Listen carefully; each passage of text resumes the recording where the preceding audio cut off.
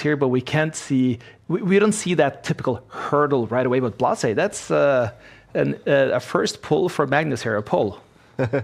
Exactly. And we start this game with the French defense. Magnus pushing a pawn on the edge of the board. That's a bit of a weird one. That's not one of the main lines. He's just trying to get his opponent out of any opening theory. But this is a very typical French defense pawn structure. Black has pawns on the light squares. White has pawns on the dark squares. And play tends to revolve around the center. Magnus trying to quickly trade off pieces here. He's going to be the favorite now as he pins that knight. But his opponent, very high rated on chess.com, 2665. Not to be underestimated at all. How much does that matter, that rating? Yeah, I always get a bit scared if my opponent's rating's higher than mine. Of course, not many people have a higher rating than Magnus, but it's definitely a sign that you should show your opponent respect, that they have beaten strong players. A candidate master, a CM, is a good title. I think that's a very high rating for a CM, so probably one of the more dangerous of the bunch. And also a young player. He's born in 2008. He has a classical rating of 2172. So it's someone who may very well be on the rise. Yeah, those youngsters, those teenagers, dangerous. Never underestimate them.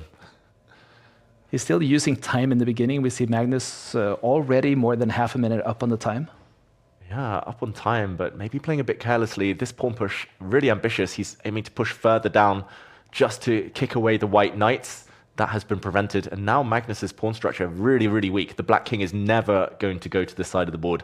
Or at least if it does, then it probably will regret doing so.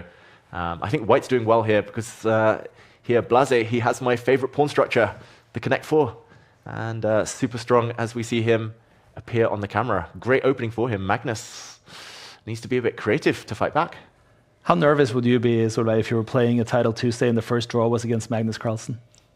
I don't think I would be nervous because I would have nothing to lose. That's a good sentiment. It's like when you play a much stronger player, you can just relax because you know you're going to lose anyway. And if by any magic chance you're going to win, everyone's going to be super surprised. And now it's not looking too good because now he's a minute behind on the clock, but he's also behind on the board here. Yeah, his last few moves have been a bit weird, I'm going to say. I don't want to condemn them. There's nothing concretely wrong, but he's wasted so much time with his knight, which it started on this side of the board, went round and round and round, and he's moved that same piece 5 times already. So this early in the game, 5 times in 16 moves.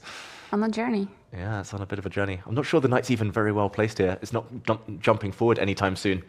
And we see the first trade of pawns, some open lines appearing.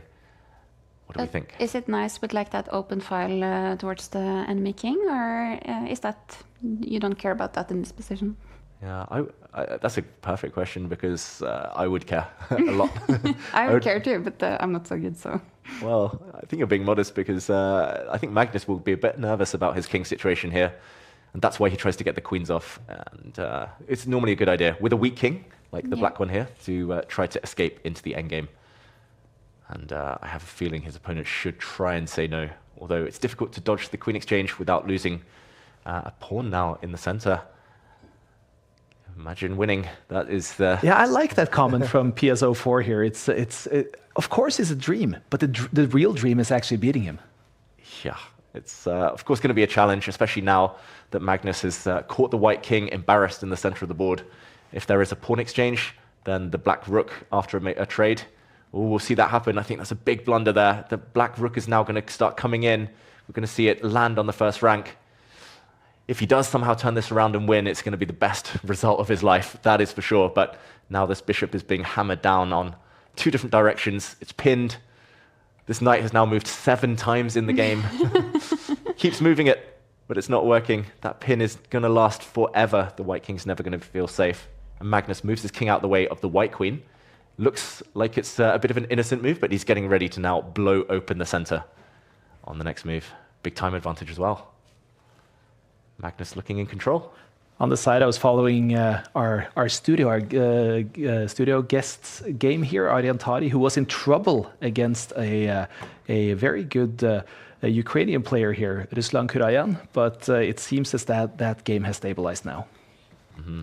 And I think we see that a lot in round 1. The favorites normally win, but sometimes it starts a bit shaky.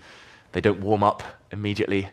And the underdogs are often kind of fully motivated and enjoying the chance to play the top GMs.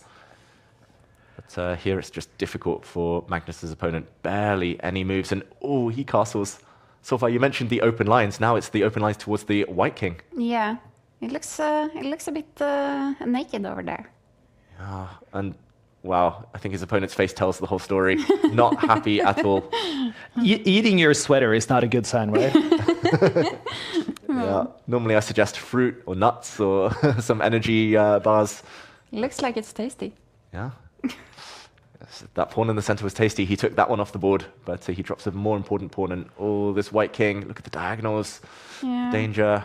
It's unfortunately going to end in disaster. Nothing to do. If the White Queen steps up to block, the Black Bishop retreats and wins the Queen. Magnus takes the first game. Wins this with black pieces against the young kid Blazej Grot, and that's a start he's hoping for.